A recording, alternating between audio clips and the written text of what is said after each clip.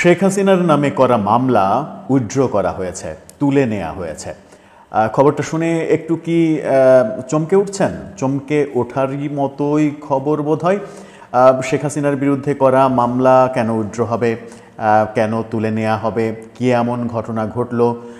শেখ হাসিনাকে নানাভাবে বিচারের মুখোমুখি করা, আওয়ামী লীগকে বিচারের মুখোমুখি করার সবথেকে বেশি আয়োজন এবং সবথেকে বেশি আলোচনা যখন দেশে চলমান, ঠিক তখন যদি এরকম খবর শোনা যায় যে শেখ হাসিনার বিরুদ্ধে করা মামলা তুলে নেওয়া হচ্ছে, এরকম ঘটনা ঘটল বাংলাদেশে, তাহলে আপনি সেটাকে অন্যভাবে ভাবতে চাইলেও ভাবতে পারেন। ভাবনাটা একান্তই আপনার। তবে এখানে অন্য কিছুর গন্ধ আছে কিনা সেটা খবরটা জানার পরে আমরা আরেকটু অনুধাবন করতে পারবো। ঘটনাটা টাঙ্গাইলের এবং সেই ঘটনাটা টাটকা খবর। একটু আগেই বিডি নিউজ 24 এই খবরটা নিশ্চিত করেছে। তারা যে খবরটা দিচ্ছে সেটা হচ্ছে টাঙ্গাইলে শেখ হাসিনার নামে করা মামলা প্রত্যাহার করা হয়েছে। আদালতে প্রত্যাহার করেছেন বাদী নিজেই। 48 ঘন্টা আগে করা এই মামলা প্রত্যাহার করা হলো। কেন করা হলো, কি কারণে করা হলো, পেছনের কারণটা কি, সামনের কারণ বা কি হতে পারে এটাকে কেন্দ্র করে সেই আলোচনা করার চেষ্টা করবো এই ভিডিও। ছিলাম শেখ হাসিনার বিরুদ্ধে করা মামলা প্রত্যাহার করা হয়েছে। আজকে টাঙ্গাইলের আদালতে এমন ঘটনা ঘটেছে। 48 ঘন্টা আগে শেখ হাসিনার বিরুদ্ধে মামলা করা হয়েছিল।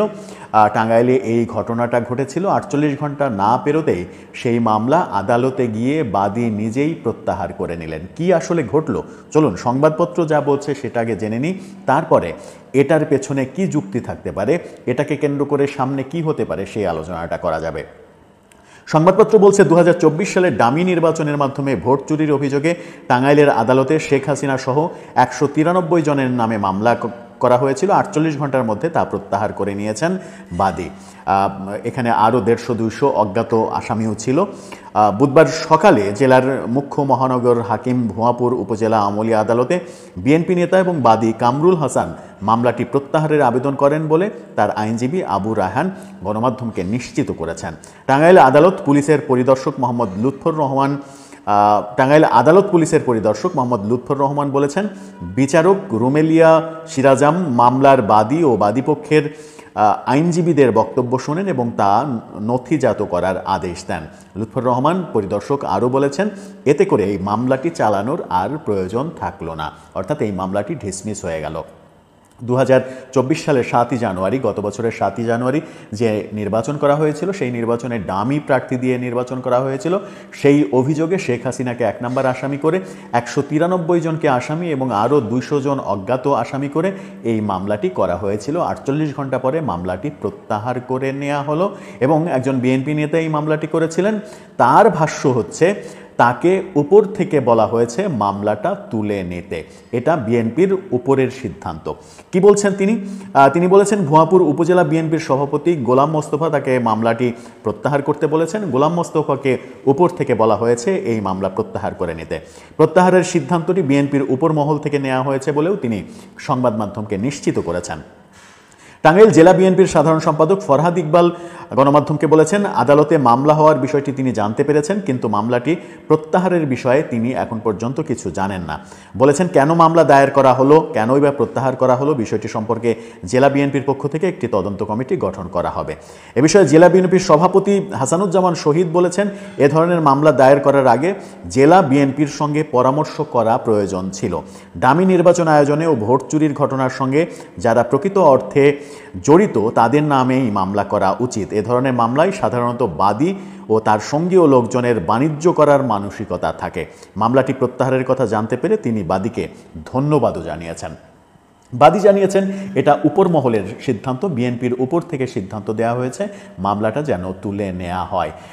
তাহলে বিএনপি কোন পথে এগোচ্ছে, কিংবা শেখ হাসিনার বিরুদ্ধে সারা দেশে যে হাজারো মামলা করা হয়েছে, একেবারে গণমামলা যাকে বলে, সেই মামলাগুলোর ভবিষ্যৎ কি হবে? টাঙ্গাইলে যে ঘটনাটা ঘটল সেটা কি অন্য কিছুর ইঙ্গিত দেয়?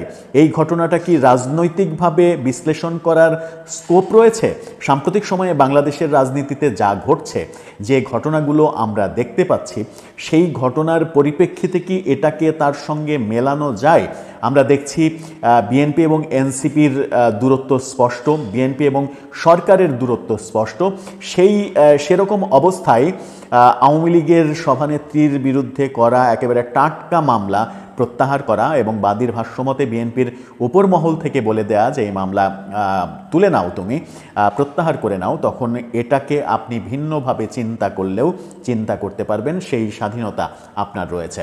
আমরা বহু আগেই বলেছিলাম যে দেশে হয়তো সেরকম পরিস্থিতি আসতেও পারে যখন সরকার এবং এনসিপি তাদের ভার্সেস হয়ে যাবে, অর্থাৎ প্রতিপক্ষ হয়ে যাবে। বিএনপিকে তারা প্রতিপক্ষ বানিয়ে ফেলবে।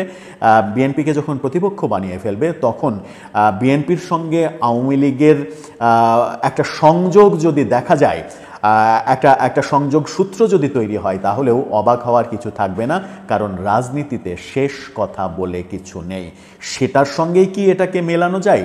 সামনে কি আরও কোনো চমক অপেক্ষা করছে? বর্তমান রাজনৈতিক যে বাস্তবতা, ঢাকা শহরে যা হচ্ছে, বিএনপি এবং এনসিপির পাল্টাপাল্টি অবস্থান, সব মিলিয়ে রাজনীতির মোড় কি ভিন্ন দিকে ঘুরছে, নাকি স্রেফ এটা একটা বিচ্ছিন্ন ঘটনা? দর্শক, আপনার কি